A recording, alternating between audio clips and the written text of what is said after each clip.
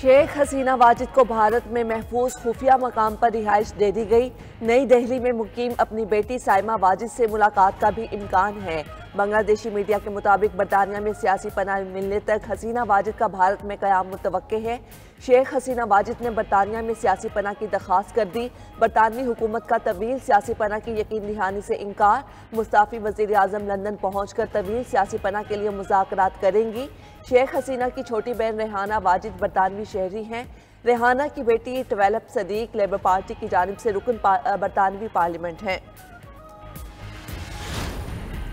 बांग्लादेशी फौज ने मुल्क में नाफिज कर्फ्यू खत्म कर दिया। मामूलात ज़िंदगी बहाल, स्कूल, दफातर और कारोबार मामूल के मुताबिक खुल गए। गुज़िश्ता रोज़ कौम से खिताब में बांग्लादेशी आर्मी चीफ ने कहा था कि मुल्क में अबूरी हुकूमत बनाई जाएगी, मुजाहिरीन के तमाम मुतालबात पूरे किए जाएंगे, मुल्क में अमन वापस लाएंगे।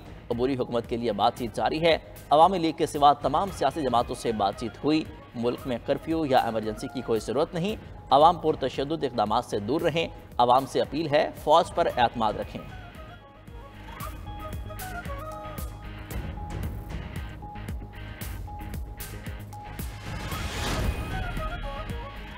बांग्लादेश में अवामी इंकिलाब हुकूमत का तख्ता उलट दिया। शदीद अवामी एहतिजाज पर वज़ीर आज़म हसीना वाजिद मुस्ताफ़ी होकर भारत फरार हो गई।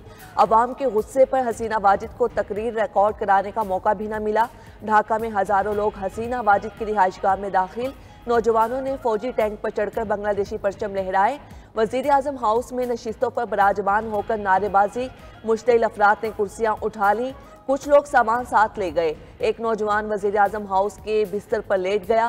कुछ मंचलों ने वज़ीर आज़म हाउस में मुर्गन गज़ाओं पर हाथ साफ किया, मिठाई भी खाई। मुजाहिरीन ने बांग्लादेशी पार्लियामेंट पर कब्जा कर लिया। मुश्तिल अफराद ने शेख मुजीब की ज़ाती रिहाइशगाह को आग लगा दी। बांग्लादेशी सदर का अपोजिशन लीडर खालिदा जिया को फौरी रिहा करने का हुक्म।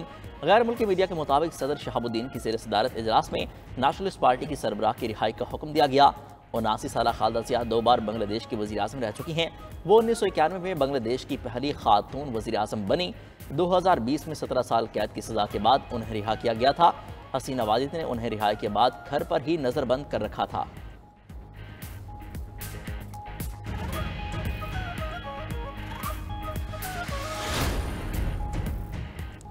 बांग्लादेश में सियासी बहरान पर मोदी सरकार सर जोड़कर बैठ गई। भारतीय वज़ीर आज़म नरेंद्र मोदी की ज़ेर सदारत काबीना कमेटी बराए सलामती का इजलास। बांग्लादेश में मुजाहिरों के बाद पैदा होने वाली सूरत हाल पर गौर किया गया।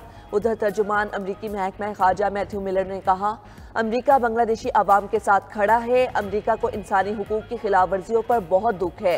यूरोपीय यूनियन ने बांग्लादेश में पुरअमन जमहूरी हुक्मरानी की मुंतकली का मुतालबा कर दिया। अक़वाम मुत्तहिदा के खुसूसी नुमाइंदे आयरन खान ने कहा, उम्मीद है बांग्लादेश में इक़्तिदार की मुंतकली पुरअमन होगी। बरतानवी वज़ीर आज़म केयर स्टार्मर बोले, पुरअमन एहतिजाज के हक़ का तहफ़्फ़ुज़ किया जाना चाहिए। जर्मनी ने कहा कि बांग्लादेश का अपना जमहूरी रास्ते पर गामज़न रहना अहम है।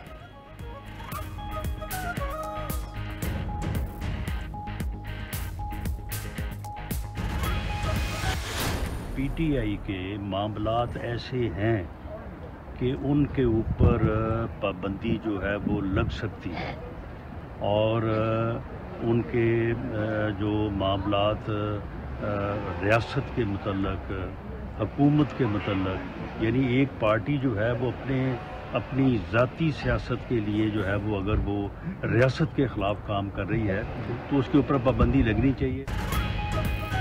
बानी PTI के साथ डील का मामला ज़ेर गौर नहीं। रियासत मुखालिफ बयानिया रखने वाली सियासी पार्टी पर पाबंदी लग सकती है। पाबंदी लगाने के लिए आइन को फॉलो करना होगा। मुशीर वज़ीर आज़म राना सनाउल्लाह ने हुकूमत जाने की अफवाहों को मुस्तरद कर दिया। मुल्की तरक्की के लिए तमाम सियासी जमातों को मिल बैठने का मशवरा। लंदन में गुफ्तगू करते हुए कहा, 2017 में नया प्रोजेक्ट लॉन्च करके मुल्की तरक्की का पहिया रोका गया। वज़ीर आला KP खुद को 30 मार खान समझते हैं। मीटिंग में कुछ कहते हैं, बाहर मौक़िफ़ बदल लेते हैं। राना सनाउल्लाह बोले, हुकूमत बिजली के बिलों में कमी लाने की कोशिश कर रही है। महंगे IPPs प्रोजेक्ट से जान छुड़ाना तरजीह है। वज़ीर आला खैबर पख्तूनख्वा का इस्लामाबाद में जलसा करने का ऐलान। सवावी जलसे से खिताब में अली मीन गंडापुर ने कहा, जलसे के लिए हमें किसी के NOC की ज़रूरत नहीं, इजाज़त न दी तो D चौक में जलसा करेंगे। चेयरमैन PTI बैरिस्टर गौहर बोले, पानी PTI खरीज और दूरियां ख़त्म करना चाहते हैं। हुकूमत चाहती है अवाम अपनी अजीज इस्टेब्लिशमेंट के साथ लड़े। आर्टिकल 6 उन पर लगनी चाहिए जिन्होंने खजाना लूटा।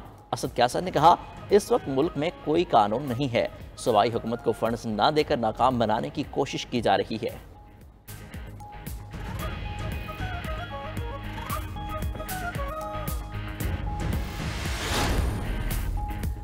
हालात काबू से बाहर हो गए तो वजीर आजम को एयरपोर्ट जाने का मौका नहीं मिलेगा। अमीर जमात इस्लामी हाफिज नईमुर रहमान का कराची में धरने से खिताब। कहा, हुक्मरानों ने जुल्म को इंतहाओं पर पहुंचा दिया, मुल्क पर गैरों का कब्जा हो गया। हम इस काबिल भी नहीं रहे अपनी मर्जी से कोई फैसला कर सकें। बैनुल अक़वामी ताकतें पाकिस्तानी कौम को गुलाम बनाना चाहती हैं। हम तसादुम नहीं चाहते, लेकिन अगर अवाम बाहर निकले तो हुक्मरानों को घरों से निकलने का मुश्किल कर देंगे।